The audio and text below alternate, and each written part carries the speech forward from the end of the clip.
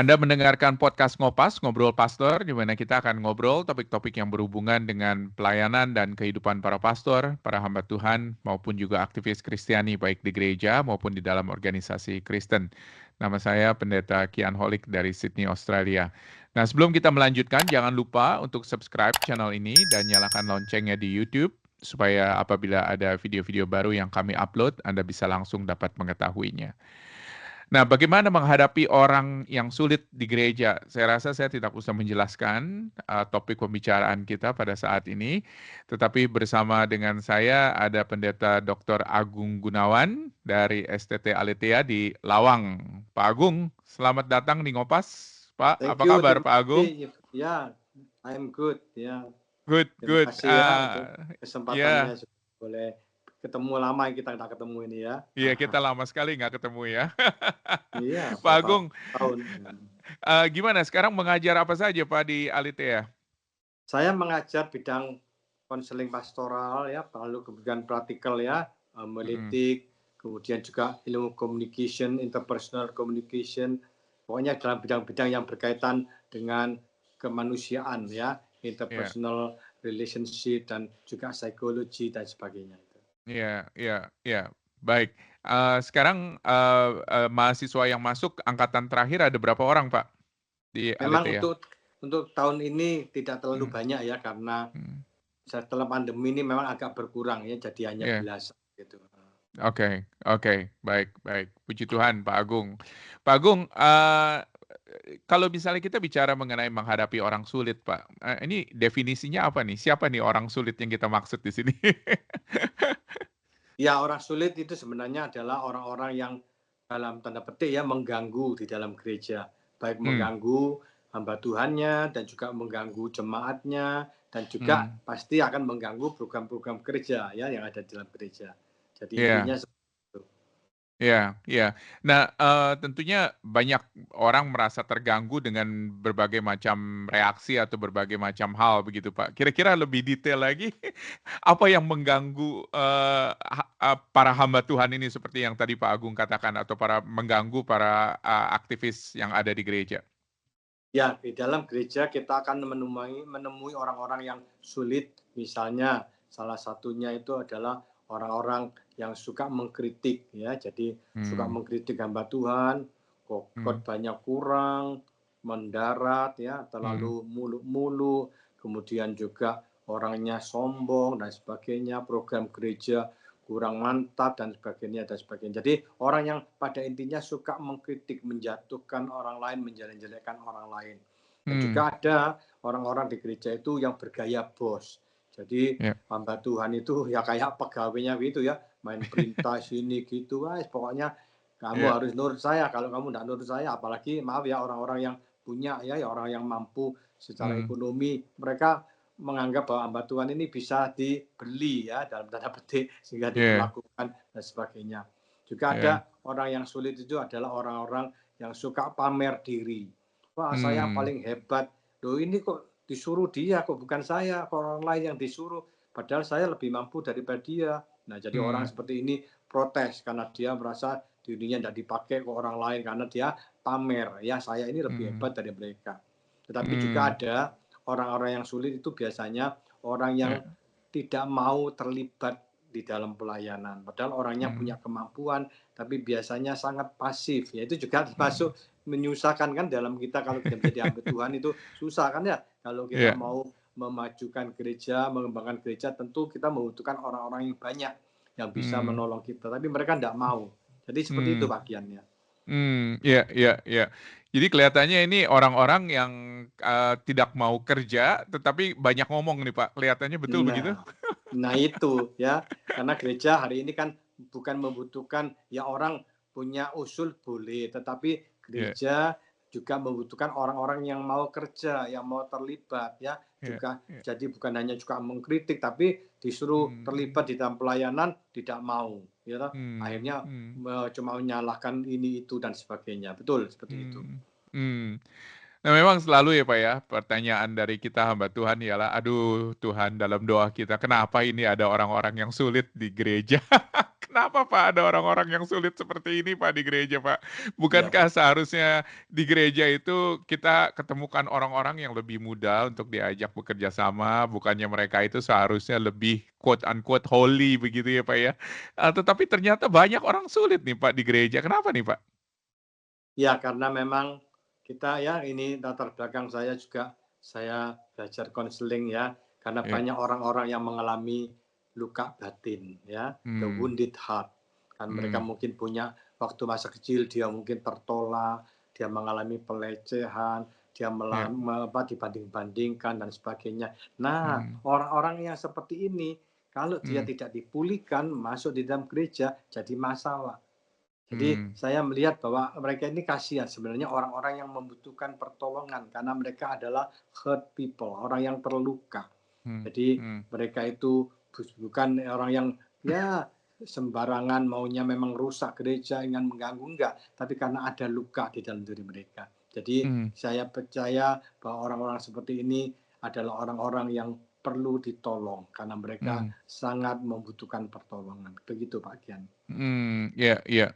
Berarti tugas kita sebagai hamba Tuhan itu sebetulnya apa nih Pak untuk mereka? Maksudnya begini, di satu pihak mungkin ada kerinduan dari kita itu untuk memperbaiki mereka, begitu ya. Tetapi di lain pihak seringkali mungkin ada persoalan-persoalan yang di luar kemampuan atau di luar skop kita sebagai seorang hamba Tuhan di gereja. Kira-kira apa peranan daripada hamba Tuhan kalau gitu Pak, menurut Pak Agung di gereja? Ya, bagus. Jadi pertanyaan yang baik sekali ya, karena Mhm, mau tidak mau kita akan menghadapi orang-orang seperti itu. Maka hamba ya. Tuhan harus tahu lah paling tidak kiat-kiat untuk menghadapi orang seperti ini. Ya, yang pertama Mmm, kita harus siap di mmm, gereja. Kita pasti akan ketemu dengan orang-orang yang seperti ini. Ya, mmm, makanya kita jangan membuang mereka, mengusir mereka, mmm, mengabaikan mereka. Tidak, orang seperti mmm, ini kasihan ya. Mereka perlu dilayani, mereka perlu mmm, di pastoral care ya, ada mmm, pelayanan pastoral. mmm, Lalu yang kedua untuk menghadapi orang-orang seperti ini, nah itu tadi saya katakannya kita harus tahu dulu apa latar belakangnya. mmm, Luka batin apa yang pernah dia alami. Itu pelan-pelan. mmm, Jadi kita perlu menciptakan kedekatan, relationship yang baik mmm, sekali. Nah, mmm, dengan kedekatan yang ada, mereka akhirnya berani terbuka dengan kita. Oh, saya dulu pernah mmm, ditolak, saya pernah mengalami pelecehan secara mmm, fisik dan saya sering dibanding-bandingkan dan sebagainya. Nah, mmm, seperti itu ya. Lalu yang mmm, ketiga, biasanya orang-orang seperti ini juga punya harapan, punya keinginan yang tidak tercapai. Karena mmm, dia di gereja itu dia punya, saya punya ini, tapi sekali lagi ya, karena latar belakangnya dulu ditolak, sekarang ditolak lagi di gereja. mmm, Nah ya, jadi saya pikir gereja dalam hal ini hamba-hamba Tuhan harus tahu oh, orang-orang seperti ini perlu diperhatikan ya. mmm, Bukan mmm, dituruti semuanya, enggak perlu diperhatikan, dimengerti, oh apa mmm, sih keinginannya apa, lalu mmm, lukanya apa. Nah, kalau mmm, memang ada luka-luka yang cukup serius ya kita nggak harus malu ya kita walaupun nggak mmm, mampu nggak apa-apa katakan saya ada kenalan mmm, ya yang bisa mmm, saya rujuk ya untuk kamu bisa mmm, ditolong dipulihkan dan sebagainya. Jadi mmm. seperti itu Pak Kian. Baik. Jadi ini kelihatannya banyak faktor di mana kita itu sebetulnya belum tentu untuk mengajari mereka ya, tetapi kita lebih sebagai seorang yang bisa menerima mereka, betul Pak? Kira-kira seperti Itu itu? nomor satu ya, Mmm, acceptance. Nomor satu itu penting, ya, acceptance penting. ya, Jadi mereka membutuhkan itu, bukan ditolak tapi diterima ya. mmm, Sana saya dengar ada satu apa ini pengalaman seorang hamba Tuhan yang terkenal ya Billy Graham, dia pernah ya, menyaksikan dulu dia waktu pertama kali muda pelayan di satu gereja, di gereja itu ada orang yang sulit ya, yang seperti mmm, saya katakan tadi suka mengkritik, suka mengolok-olok, suka menjatuhkan dan sebagainya. Apa yang dia lakukan?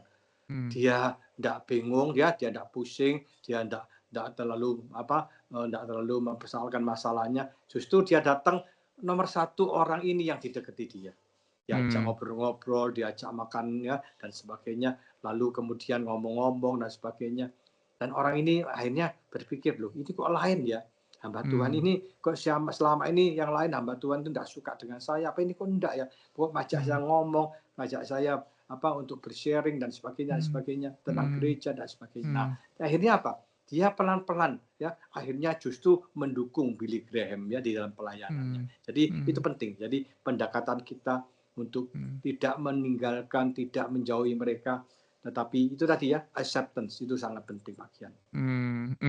Ya, jadi lebih kepada sebetulnya kita mengerti mereka ya Pak ya, dibandingkan Betul, dengan kita mengajari mereka. betul. Iya, iya. Dan memang sekali lagi, ini juga membutuhkan sebuah cultural sensitivity karena tidak setiap orang pertama kali ketemu langsung terbuka, betul nggak? Betul, betul. Kira-kira ada hal-hal tertentu mungkin juga antara laki-laki dan perempuan juga berbeda ya, Pak, ya, betul ya? Jadi, ada kiat-kiat tertentu atau ada tips tertentu dari Pak Agung bagaimana caranya untuk membuat orang untuk bisa terbuka kepada kita? Karena dari tadi yang saya lihat itu tuh pelayanan itu sebetulnya ialah mengenal orang yang sulit tersebut sebetulnya dibandingkan dengan kita memberitahukan atau kita mengajarkan orang tersebut ya? Kuncinya adalah kesabaran. Jadi Hmm, kita jangan terlalu mengharap sekali ketemu dia pasti enggak, ya, belum ya, tentu ya. Pertama mungkin dia agak anu apa, enggak apa-apa, kita jangan pernah berhenti. Ya hmm, dengan orang seperti itu perlu hmm, sabar karena hmm, dia akan menilai kita dulu. Untuk hmm. membangun menciptakan repot ya kedekatan itu mereka lihat dulu ini maksudnya apa orang ini. Hmm, Hamba Tuhan hmm, ini kok deketi saya ini maksudnya apa? Ini mau apa? Nah, ini biasanya mereka masang begitu ya, ada semacam kuda-kuda ya untuk hmm, punya pikiran yang negatif. Tapi tidak apa-apa. Terserah dia pemikiran kita, yang penting kita tulus. Dan saya hmm, percaya waktunya suatu hmm, hari dia bisa hmm, kita dekati dan hmm, akhirnya dia bisa terbuka dengan kita. Dan itu yang dialami oleh Billy Graham. Saya ceritakan karena memang karena waktu ya saya ceritakan begitu. Tapi dia tidak sekali, beberapa hmm, kali ya cukup intens itu perlu diperhatikan gitu. hmm. Tadi Pak Agung katakan menyadari kekuatan dan kelemahan mereka Kelemahan. dan itu seringkali justru, menjadi hal yang sulit begitu karena apa, seringkali kita melihatnya kelemahan orang lain daripada kekuatan orang lain ya Pak ya, betul?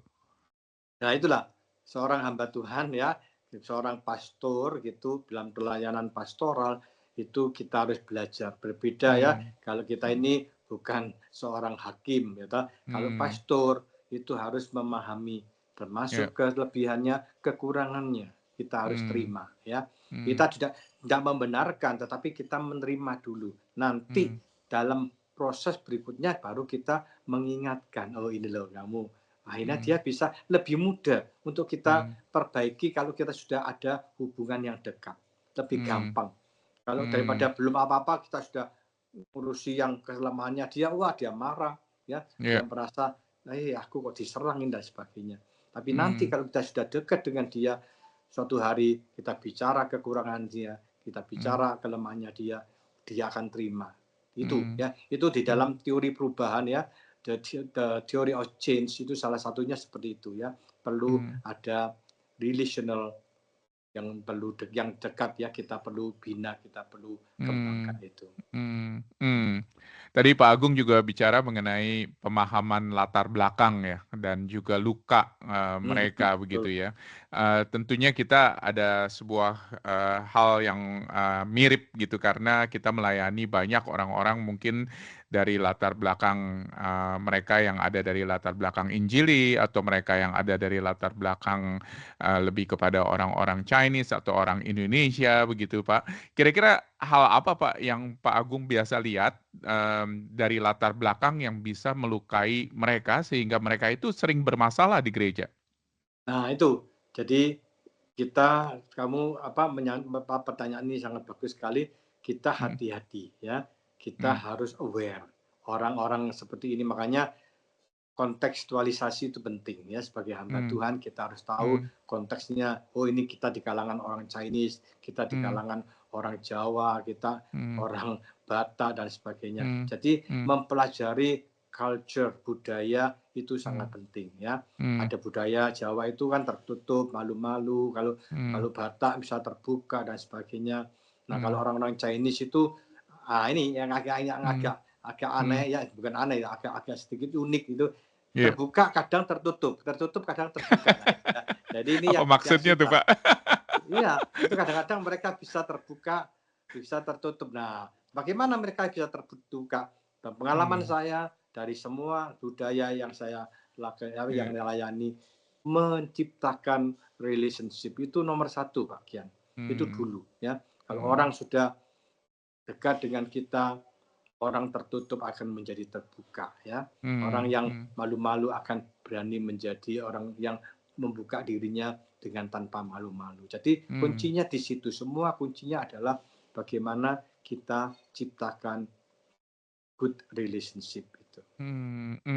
Ya, dan di situ juga kita akan lebih mengerti sebetulnya yang tadi Pak Agung bilang ya mengenai keinginan dan harapan mereka sebetulnya Nah, apa.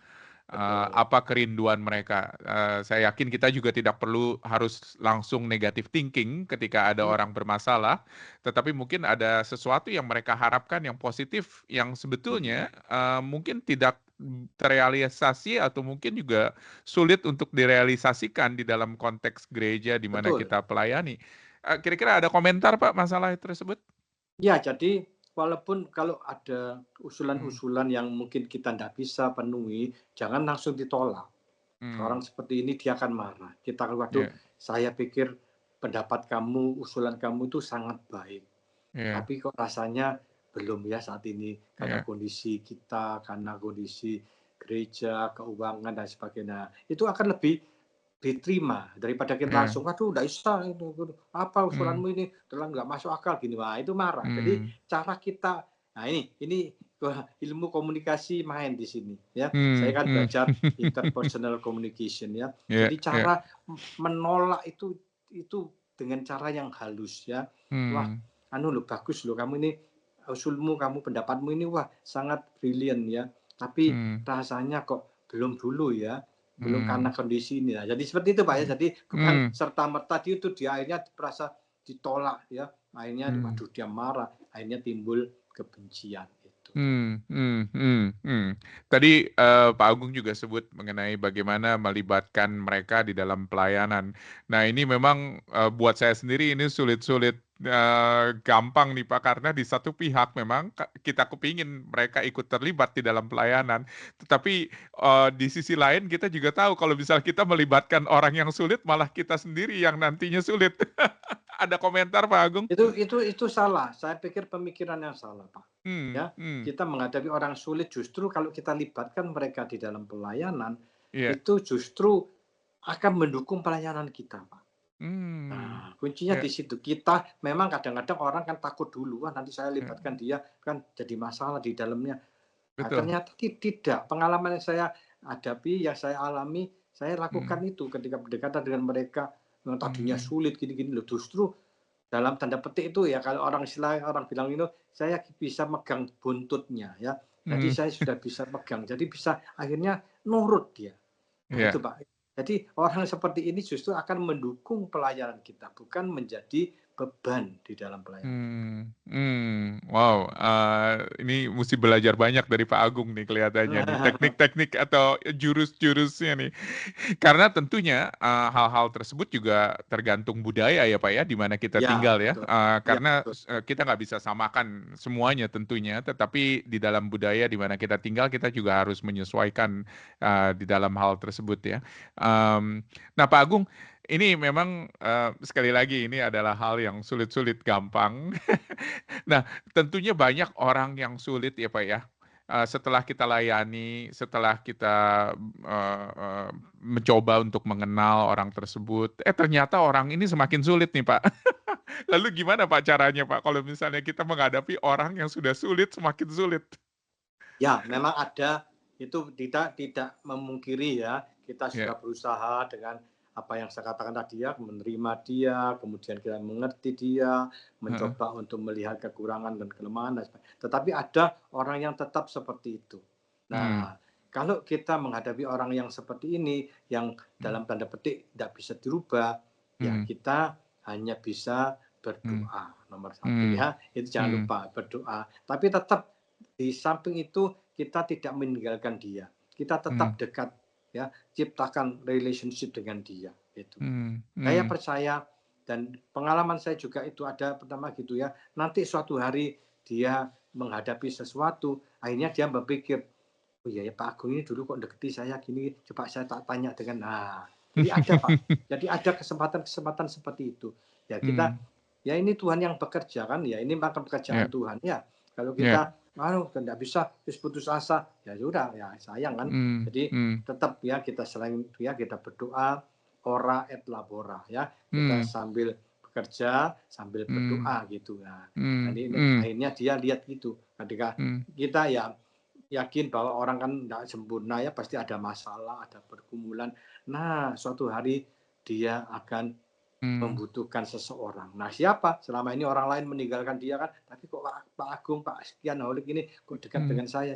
Nah, saya tak coba sharing dengan dia. Nah, itu Pak. Jadi hmm. ini adalah peluangnya di situ, Pak. Iya, iya. Jadi kelihatannya perlu kesabaran, perlu Jadi konsistensi juga ya Pak ya, betul, kelihatannya nih ya. betul, jangan give up kita, betul. Jangan give up ya. Wow, sulit. Biasanya kita tendensinya ialah ketika kita menghadapi orang yang sulit, kita justru menjauh dari orang Iya, itu, sudah. bukannya Kebanyakan itu umumnya gitu iya, kan. Tinggal iya, aja, buat apa? hmm, Merepoti hmm, atau menghabis apa hmm, waste time ya, hmm, habis apa waktu dan sebagainya buat apa? hmm, Enggak, Pak, hmm, ya. Tetap mereka adalah jiwa yang Tuhan titipkan, iya, domba-domba yang Tuhan titipkan kepada kita. Perlu hmm. digembalakan dengan baik, itu, Pak. Pak Agung, tentunya Pak Agung punya, buku atau punya saran-saran yang lain, ada buku yang tadi saya lihat itu Pak, di slide-nya Bapak itu, saya penasaran tuh, Working with Difficult People itu. Itu Pak Agung, rekomendasi buku itu atau bagaimana? Saya saya menulis buku itu sendiri. Oh Bapak yang menulis? Iya, Ah, iya. ya, ya, Saya menulis jadi ya itu salah satunya di dalamnya. Judul saya itu Healthy Ministry for Healthy Church. Ya. oke, Itu yap, dijual di apa di mana di Shopee juga ada Tokopedia ada semua itu. Ya, heeh, Healthy Ministry for Healthy Church. Di ya, dalamnya itu saya bicara ini salah satunya menghadapi mmm, orang-orang sulit ya. Kemudian mmm, ada melayani anak-anak muda bagaimana dan mmm, sebagainya. Jadi itu buku mmm, saya itu murah kok. mmm, Bukunya tidak terlalu tebal ya. Jadi mmm, sekitar Rp50.000 ya mmm, uang mmm, Indonesia dan sebagainya. ya, Itu di ya, dalamnya ada Pak ya. Jadi saya ya, memang itu saya ambil ya dari buku-buku yang saya ya, yang saya mmm, coba comprise, sudah saya mmm. singkat dan juga saya pakai pengalaman saya tuliskan itu di dalam buku saya gitu. Juga ada, Tadi juga saya juga pernah nulis ada satu artikel di iya, jurnalnya STT Cipanas juga ada tentang itu, how iya, deal with difficult people itu. iya, iya, iya. Tadi, salah satu kesimpulan Pak Agung itu ditulis adalah gereja tidak boleh putus asa sehingga mengabaikan dan memusuhi mereka. Kelihatannya ini PR-nya Pak, yang harus Ya, kita kerjakan semuanya dan ini, bukan hal yang mudah kelihatannya untuk tidak memusuhi atau tidak mengabaikan mereka. betul, ya. Itu ya itulah tugasnya kita sebagai Iya, pastor ya, gembala itulah mmm. tugas kita itu. Dan, tadi Pak Agung juga tulis kalau misalnya mereka akan berubah karena kasih dan perhatian, bukan karena permusuhan. Betul. Dan seringkali tendensi kita ialah justru untuk memusuhi mereka dan bukan untuk terus mengasihi dan memperhatikan mereka. Iya, Wah, betul. Pak Agung, ini kelihatannya memang banyak perenungan yang harus kita lakukan, karena ini bukan hal yang mudah. Pak Agung Betul. ada saran, mungkin tips-tips yang praktis sekali lagi terakhir sebelum kita tutup pembicaraan kita yang bisa diberikan kepada para pastor, para hamba-hamba Tuhan, dalam menghadapi orang yang sulit ini? Ya, saya mungkin ada Hmm, kata-kata bijak ya yang perlu ya, kita kembangkan untuk mengerti heeh, ya bahwa dimanapun kita berada, iya, jangan mengharapkan taman bunga, tapi ciptakan taman bunga. Itu penting mmm, ya. Jadi kalau kita di gereja melayani dimanapun, kita mengharapkan taman bunga, kita akan kecewa. Karena kita mmm, akan ketemu dengan orang-orang yang sulit. Nah, mmm, tapi mmm, justru harus kita ciptakan taman bunga. Bagaimana mmm, menciptakan itu? Tadi yang saya katakan ya, terima mereka, mmm, dekati mereka, dan mmm, yang paling penting itu kita belajar untuk mendekati mereka, mmm, menciptakan good relationship sehingga akhirnya mmm, kesulitan boleh datang, masalah boleh ada, mmm, akhirnya semua itu bisa teratasi dengan baik karena apa? Karena kedekatan itu akan menciptakan menjauhkan jarak yang tercipta antara kita dengan orang-orang yang kita layani. Jadi itu kuncinya sebenarnya yang perlu kita kembangkan itu, Pak. Ya, dan itu sebuah tantangan karena kita hidup di dalam zaman yang instan, yang mana kita pikir bahwa orang akan berubah dalam sesaat, tetapi ternyata memang yang namanya berhubungan dengan manusia itu tidak mungkin instan begitu di dalam melihat Ya, perubahan sangat tersebut. kompleks ya, masalah kan Iya, macam-macam ya. iya, Kalau kita iya. bicara karena waktu kan, kalau kita bicara orang kan punya tipe yang macam-macam, Pak ya, Iya. kepribadian yang macam-macam, sangat kompleks memang dia, betul. Baik, baik. Baik, Pak Agung, terima kasih banyak buat waktunya, buat pembicaraan Sama-sama. singkat kita. Pak Agung boleh tolong tutup pembicaraan kita dalam doa, dan tolong doakan untuk para hamba-hamba Tuhan, para pemimpin gereja yang mungkin sedang menghadapi orang-orang yang sulit nih di kelompoknya atau di persekutuannya, di gerejanya, supaya mereka bisa betul-betul mengerti bahwa esensinya pada akhirnya, seperti yang tadi Pak Agung katakan, itu adalah relationship dan bagaimana kita membina relationship dengan orang-orang yang sulit tersebut. Terima kasih Pak Agung. Terima kasih. Oke, baik, saya pimpin doa ya. Hmm. Mari kita berdoa. Bapa di surga, kami sungguh bersyukur dalam kesempatan ini kami boleh berbincang-bincang sebentar sedikit tentang bagaimana kami menggembalakan orang-orang yang sulit yang ada di dalam pelayanan kami. Dan Tuhan, biarlah apa yang sudah kami bicarakan ini membekali para hamba-hamba Tuhan yang mungkin saat ini mereka sedang menghadapi pergumulan yang berat, berhadapan dengan orang-orang yang sulit di dalam gereja. Biarlah mereka dengan kekuatan Tuhan tidak menolak mereka, tidak mengabaikan mereka, justru menerima mereka, mengerti apa yang melatar belakangi pergumulan mereka. Mereka ada luka yang perlu dipulihkan, yang perlu disembuhkan. Dan tolonglah kami juga terus menjalin hubungan yang dekat dengan mereka, supaya mereka boleh terbuka, mereka boleh berani berbagi kepada kami.